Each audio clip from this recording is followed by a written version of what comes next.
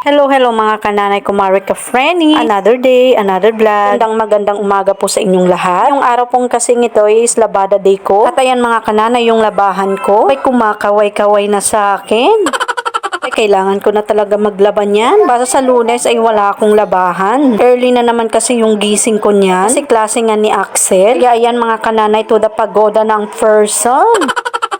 Ay binibilisan ko nga talaga dyan ang paglalaba ko. Abutan na talaga ako ng sikat ng araw. Fast forward nga tayo mga kananay. Pagdating nga namin ng tindahan ay agad-agad ay tinuro ko na itong pagsusulat kay Axel. Kasi parang hindi pa talaga niya kabisado itong pagsusulat ng pangalan niya. Pinasulat ko sa kanya. Unang ginawa ko ay pinatrace ko muna. Naman masana yung kamay niya. Tingnan nyo naman tong batang to. Umiiyak. Ayaw ngang magsulat. Sabi ko naman, sabi ni teacher ay dapat mag-practice writing ka nga daw. At ayun, tinuloy niya talaga itong pagsusulat. Ikinig naman talaga itong anak ko. Kaya lang, hirap-hirap talagang turuan. Sarili kasi siyang gusto niyang isulat. Gusto pa ata maging teacher. Gusto niya talaga kung anong gusto niyang isulat, yun na yun. Ayaw niya talagang i-correction siya. Gusto niya tama siya lagi. Pero wala tayong magawa, nanay tayo. Dapat pasensyahan na lang talaga ito. Kahit sobrang high blood na, ay konti na lang talagang pasensya. Pero syempre, tayong magawa. Hindi ang umintindi at habaan talaga ang pasensya. Ang anak ko kasi hindi naman talaga siya mahirap turuan. Kaya lang nasa mood talaga. Tipong pag nasa mood siya ay ganahan ka talaga sa pagtuturo. Pero kung wala talaga sa mood ay nako, ambot na lang. Abay kailangan talagang habaan. Pasensya, parang buhok ni Rapunzel. Ganon kahaba.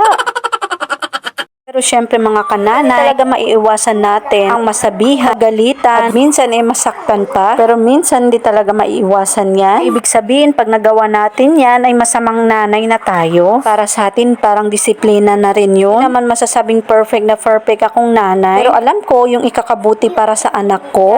Check nga po, mga ginawa mong kabutihan para sa anak mo ay hindi minamay. Kung nagkamali ka lang ng isang beses, hindi sinasadya. Laking impact na sa kanila, laking question na sa kanila. Laking problema na. Saan tayo lulugar bilang isang mga nanay? At naman ginawa, pero kung isang beses lang nagkamali ay masamang masama na. Saan tayo lulugar mga kananay? Ang diskarte ko, hindi ko na lang ito pinagmamay. Abay, iniisip ko na lang kung paano ko disiplinahin at tuturuan itong anak ko. Iko nga, iba-iba naman talaga ang pag-aalaga, pagdidisiplina natin sa ating mga anak. Iisa lang talaga ang gusto natin, ang mapabuti at good lang lagi. Kaya go lang tayo mga kananay sa ating pagdidisiplina at pag-aalaga sa ating mga anak. At ayan po mga kanana, i-flex ko lang yung ginawa ng anak ko sa eskwelahan. 1 week na pagpasok ni Axel sa eskwelahan, ito yung mga ginawa niya. Ay sa proud naman talaga ako. Achievement talaga to bilang isang nanay sa akin. Please follow me, like and share. Maraming salamat mga kananay.